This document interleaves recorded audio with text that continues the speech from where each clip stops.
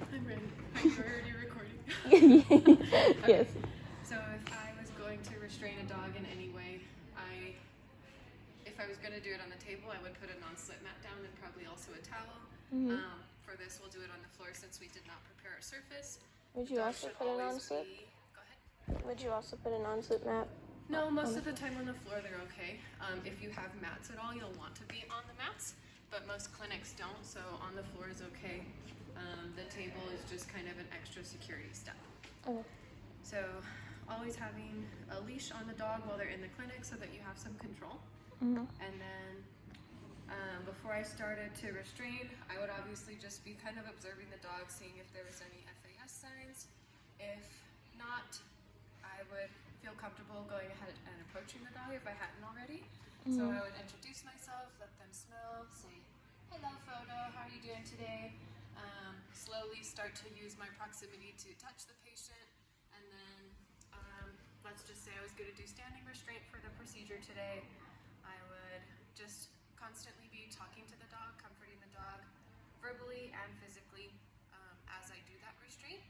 So I'd say, okay, let's go ahead and get started, and I would just get into my position and be scratching wherever I could and comforting the whole time. So I'm looking at his face, I'm feeling his body for any tension, any reactions, and just comforting the whole time. Okay. And what was it? Like it's fine to restrain at the neck, right?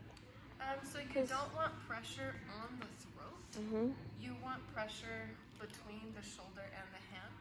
And a lot of the time you're gonna use like the jaw muscle as like a pressure point. You don't want to pull directly on the throat in any direction. So you're using mostly like your... I use like my palm. Okay.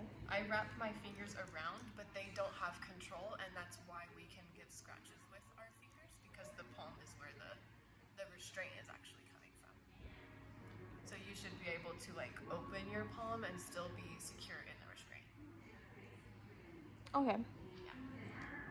And you always want to use the left arm underneath the belly?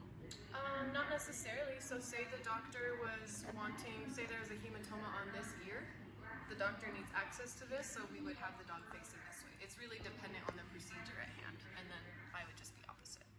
Oh, yeah. And you would never have your hand over? For standing, no. Standing always has to be underneath. If they're seated, then you can wrap around. Under for standing always. Okay.